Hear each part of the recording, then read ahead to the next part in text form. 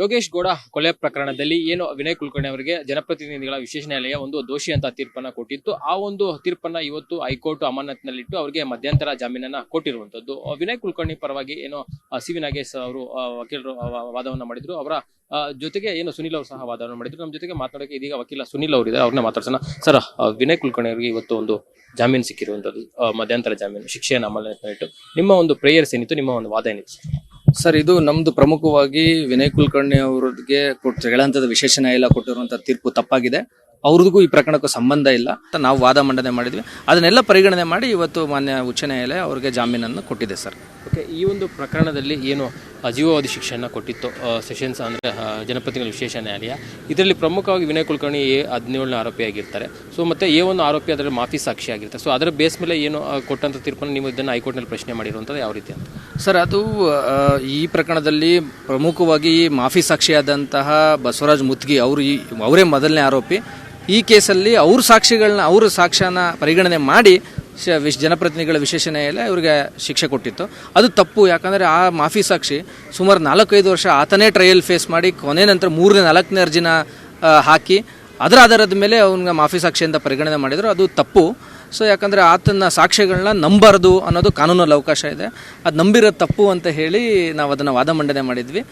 ಅವನ ಸಾಕ್ಷಿಯನ್ನು ನಂಬಿ ಜಜ್ಮೆಂಟ್ ಕೊಟ್ಟಿರೋ ತಪ್ಪು ಅನ್ನೋದು ವಾದ ಮಂಡನೆ ಆಗಿತ್ತು. ಅದನ್ನು ಸದ್ಯಕ್ಕೆ ಕನ್ಸಿಡರ್ ಮಾಡಿ ಇವತ್ತು ಹೈಕೋರ್ಟು ಜಾಮೀನು ಕೊಟ್ಟಿದೆ ಸರ್. ಈಗ ಅವರ ಇನ್ನೊಂದು ವಿಚಾರ ಅಂದರೆ ಶಾಸಕ ಸ್ಥಾನಕ್ಕೆ ಇದರಿಂದ ತೊಂದರೆ ಆಗಿತ್ತು. ಯಾಕಂದರೆ ಒಂದು ಬೇರೆ ಕೋರ್ಟ್ ಏನಾದರೂ ಬೇರೆ ರೀತಿ ತೀರ್ಪು ಕೊಟ್ಟಿದ್ದೆ ತೊಂದರೆ ಆಗುತ್ತೆ. ಈಗ ಒಂದು ಏನಾಗುತ್ತೆ ಸರ್, ಈಗ ಒಂದು ಶಿಕ್ಷೆ ಅಮಾನತಿನಲ್ಲಿ ಇಟ್ಟು ಇವಾಗ ತೀರ್ಪು ಕೊಟ್ಟಿರೋದ್ರಿಂದ ಶಾಸಕ ಸ್ಥಾನ ಏನಾಗ್ಬೋದು ಸರ್? ಇವು ಬರೀ ಶಿಕ್ಷೆನ ಅಮಾನತಿನಲ್ಲಿಟ್ಟಿಲ್ಲ, ಆ ಶಿಕ್ಷೆಗೆ ತಡೆ ಸಹ ನೀಡಿದೆ. ಮಾನ್ಯ ವಿನಯ್ ಕುಲಕರ್ಣಿ ಅವ್ರಿಗೆ ಸಂಬಂಧಪಟ್ಟಂತೆ ಶಿಕ್ಷೆಗೆ ತಡೆ ನೀಡಿರೋದ್ರಿಂದ ಅವ್ರ ಶಾಸಕ ಸ್ಥಾನ ಮರಳಿ ಉಳ್ಕೊಳ್ಳುತ್ತೆ ಸರ್. ಅವ್ರ ಶಾಸಕ ಸ್ಥಾನ ಇವಾಗ ಸದ್ಯಕ್ಕೆ ಏನು ಅನರ್ಹತೆಗೊಳ್ಳಲ್ಲ. ಈಗ ಯಾವತ್ತು ವಿನಯ್ ಕುಲಕರ್ಣಿ ಅವರು ರಿಲೀಸ್ ಆಗ್ತಾರೆ ಅಂತ ಏನಾದ್ರು ಮಾಹಿತಿ ಗೊತ್ತಾಗಿದೆ ಅಂತ? ಅದು ನಮಗೇನು ಹೈಕೋರ್ಟ್ದು ಸರ್ಟಿಫೈಡ್ ಕಾಪಿ ಆರ್ಡರ್ ಸಿಗಬೇಕಾಗುತ್ತೆ. ಅದನ್ನು ತಗೊಂಡು ನಾವು ಮಾನ್ಯ ಕೆಳಹಂತದ ವಿಶೇಷ ನ್ಯಾಯಾಲಯಕ್ಕೆ ನಾವು ಅರ್ಜಿನ ಸಲ್ಲಿಸಿ ಅಲ್ಲಿ ಫಾರ್ಮಾಲಿಟೀಸ್ ಇದೆ, ಅದನ್ನು ಮುಗಿಸ್ಕೊಂಡ ಮೇಲೆ ಇವತ್ತು ಅಥವಾ ನಾಳೆ ರಿಲೀಸ್ ಆಗೋ ಸಾಧ್ಯತೆಗಳು ಹೆಚ್ಚಿದೆ ಸರ್. ಈಗ ಹೈಕೋರ್ಟ್ ಏನೆಲ್ಲ ಕಂಡೀಷನ್ಸ್ ಕೊಟ್ಟಿರುವಂಥ ಸರ್? ಕಂಡೀಷನ್ ಪ್ರಮುಖವಾಗಿ ಅವರು ಒಂದು 5 ಲಕ್ಷದ ಬಾಂಡ್ ಎಕ್ಸಿಕ್ಯೂಟ್ ಮಾಡಬೇಕು, ಆಮೇಲೆ 2 ಶ್ಯೂರಿಟಿಗಳನ್ನ ಕೊಡಬೇಕು, ಆಮೇಲೆ ದೇಶ ಬಿಟ್ಟು ಹೋಗಬಾರ್ದು, ಮತ್ತು ಈ ಕೆಳಹಂತದ ವಿಶೇಷ ಜನಪ್ರತಿನಿಧಿ ನ್ಯಾಯಾಲಯ ಇದೆ, ಅದ್ರ ವ್ಯಾಪ್ತಿ ಬಿಟ್ಟು ಇವರೆಲ್ಲೂ ಹೋಗಂಗಿಲ್ಲ ಅಂತ ಹೇಳಿ ಇವತ್ತು ಷರತ್ತುಗಳನ್ನ ವಿಧಿಸಿದ್ದಾರೆ ಸರ್. ಸರ್, ಮೇಯ್ನ್ ಆಗಿ ಏನೆಲ್ಲ ಪಾಯಿಂಟ್ಸನ್ನು ಹೈಕೋರ್ಟ್ ಗಮನಿಸಿ ಇವತ್ತು ತೀರ್ಪು ಕೊಟ್ಟಿರುವಂಥದ್ದು ಒಂದೆರಡು ಹೇಳೋದಾದ್ರೆ? ಸರ್, ಅದಿನ್ನು ನಮಗೆ ಆದೇಶದ ಪ್ರತಿ ಸಿಗಬೇಕಾಗುತ್ತೆ. ಆದೇಶ ಪ್ರತಿನಲ್ಲಿ ಮಾನ್ಯ ಉಚ್ಚ ನ್ಯಾಯಾಲಯ ಏನು ಕನ್ಸಿಡರ್ ಮಾಡಿದೆ ಅನ್ನೋದನ್ನ ಪ್ರತಿ ನೋಡಿ ನಾವು ಹೇಳಬೇಕಾಗುತ್ತೆ ಸರ್. ಏನು ಅನ್ನೋದು ನಮ್ಗೆ ಗೊತ್ತಿಲ್ಲ ಏನೋ. ಯಾಕಂದರೆ ಸಿ.ವಿ. ನಾಗೇಶ್ ಅವರು ವಾದ ಮಾಡುವಂಥ ಸಂದರ್ಭದಲ್ಲಿ ಕೆಲವೊಂದು ಅಂಶಗಳನ್ನು ಉಲ್ಲೇಖ ಮಾಡಿದರು. ಆ ಒಂದು ಅಂಶಗಳು ಯಾವುದಾದ್ರೂ ಒಂದು ಹೇಳ್ಬೋದು?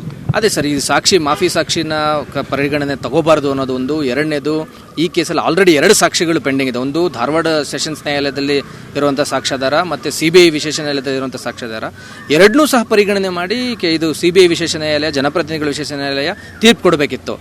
ಈ ಕೇಸಲ್ಲಿ ಏನು ಮಾಡಿದ್ದಾರೆ, ಧಾರವಾಡದ ಸಾಕ್ಷಿಗಳನ್ನ ಪರಿಗಣನೆಗೆ ತಗೊಳ್ಳದೆ ಬರೀ ಈ CBI ವಿಶೇಷ ನ್ಯಾಯಾಲಯದಲ್ಲಿ ಬಂದಿರುವಂಥ ಸಾಕ್ಷ್ಯಗಳನ್ನ ಮಾತ್ರ ಪರಿಗಣನೆ ಮಾಡಿ ಆದೇಶ ಕೊಟ್ಟಿರೋದು ಅದು ತಪ್ಪು ಅನ್ನೋದು ನಮ್ಮ ಪ್ರಮುಖವಾದಂಥ ವಾದನ ಸಿ.ವಿ. ನಾಗೇಶ್ ಸರ್ ಮಂಡನೆ ಮಾಡಿದರು.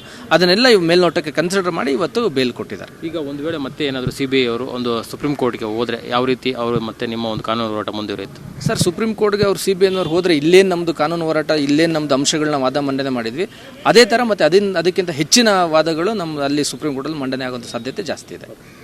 Thank you. ಇದಿಷ್ಟು ಏನು ವಿನಯ್ ಕುಲಕರ್ಣಿ ಪರವಾದಂತಹ ವಕೀಲರಾದಂಥ ಸುನಿಲ್ ಅವರ ಮಾತು. ಕ್ಯಾಮ್ರಾ ಪರ್ಸನ್ ವಿಶ್ವನಾಥ್ ಜೊತೆ ಅರುಣ್ ಕುಮಾರ್, ಅಶ್ವಗ ನ್ಯೂಸ್, ಬೆಂಗಳೂರು.